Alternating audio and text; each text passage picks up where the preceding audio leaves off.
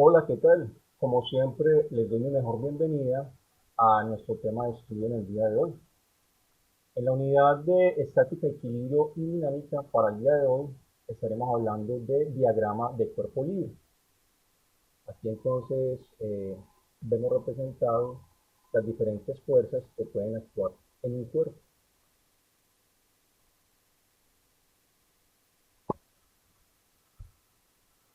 Como aprendizaje, recordemos que el estudiante comprende que el reposo o el movimiento rectilíneo uniforme se presenta cuando las fuerzas aplicadas sobre el sistema se anulan entre ellas y que en presencia de fuerzas resultantes no nulas se producen cambios de velocidad. Y como evidencias predice el equilibrio de reposo o movimiento uniforme en línea recta de un cuerpo a partir del análisis de las fuerzas que actúan sobre él, en este caso la primera ley de Newton.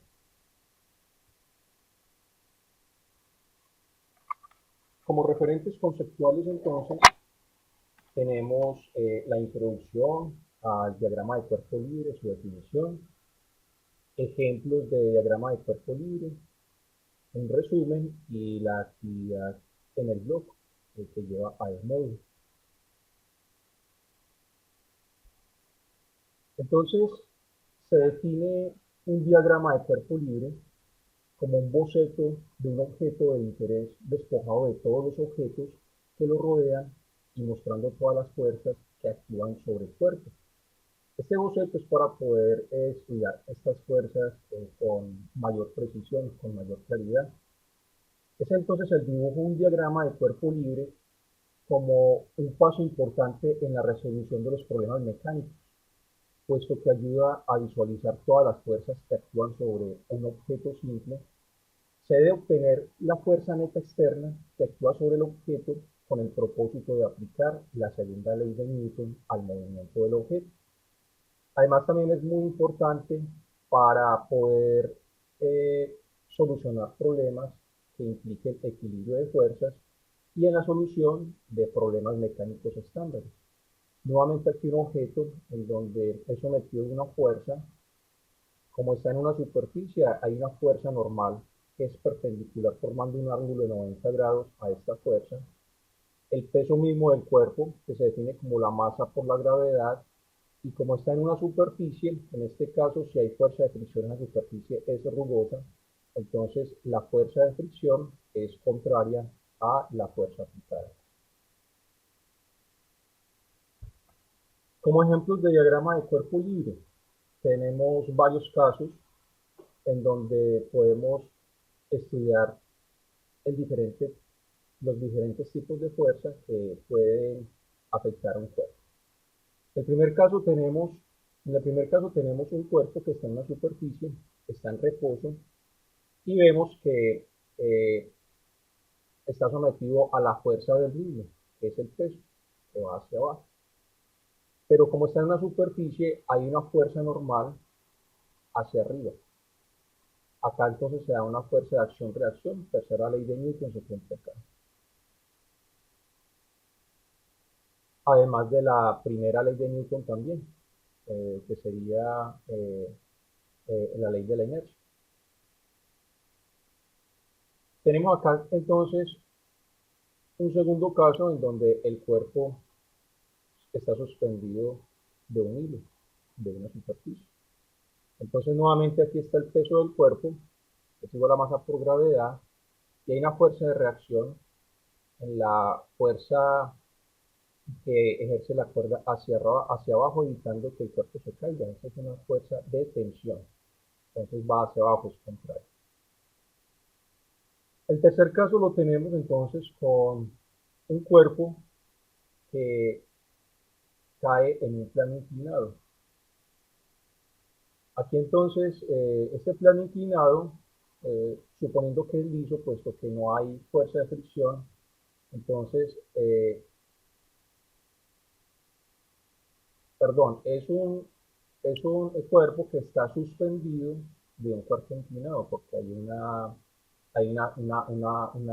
cuerda que lo suspende. Entonces, en ese plano inclinado, está la fuerza de tensión de la cuerda que lo suspende, está el peso del mismo cuerpo que va hacia abajo y perpendicular a esta fuerza de tensión de la cuerda está la normal. Entonces la normal es perpendicular formando un ángulo de 90 grados con respecto al, a la superficie y con respecto también a la fuerza de tensión. La fuerza de tensión acá es paralela a la superficie. Tenemos un cuarto caso de una esfera suspendida de una pared con este grado de inclinación de la fuerza de tensión. Acá tenemos entonces, siempre que haya una superficie, siempre que un objeto esté en contacto con una superficie, siempre va a haber una fuerza normal. Entonces, esa fuerza normal es una reacción al peso del cuerpo. Tenemos entonces acá la tensión, en este sentido, de la cuerda, evitando que se caiga. Como acá hay un contacto, entonces hay una fuerza de reacción normal, formando un ángulo de 90 grados con la superficie y con el peso del cuerpo que va hacia abajo. Si este es un punto de gravedad, todas estas fuerzas convergen al centro. Lo mismo acá también. Tenemos un quinto caso, perdón, en donde un objeto está en contacto, en este caso esta esfera está en contacto con estas dos superficies. Recuerden que si hay superficies, necesariamente hay una fuerza normal, contraria al peso del cuerpo.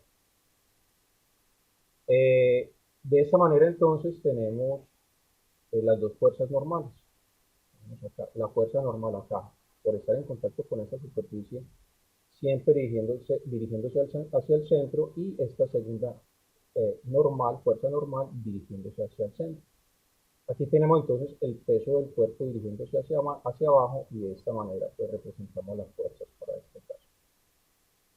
Tenemos este sexto caso de una pared, se suspende un cuerpo a través de una cuerda, pero a la vez se le está ejerciendo fuerza en este sentido. Vemos entonces la tensión de la cuerda hacia arriba, evitando que el cuerpo caiga, la fuerza ejercida en este sentido y el peso del cuerpo hacia abajo. Estas fuerzas acá entonces todas convergen al centro de gravedad del mismo cuerpo, como lo había dicho anteriormente.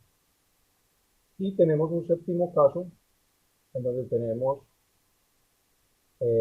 una barrita, esta es una barrita suspendida de una cuerda, y acá tenemos un eje de rotación, Este eje de rotación está en contacto con esta superficie. Entonces, tenemos en este caso que esta cuerda ejerce una fuerza de tensión, evitando de que este eje se desplace hacia acá, porque tiene su eje de rotación. De esta manera, entonces, el peso del eje va hacia abajo, aquí convergirían las fuerzas en esta parte. Entonces la fuerza de tensión va en este sentido, el peso del cuerpo va hacia abajo, y acá se encuentran estas fuerzas en este centro de gravedad, por decirlo acá. De esta manera entonces la fuerza de restricción que ejerce el eje convergiría hacia este centro de gravedad. Y por último tenemos una barrita también inclinada, estando en contacto con esta superficie rugosa y con esta superficie lisa. El hecho de que esta superficie sea rugosa implica de que haya un coeficiente de restricción.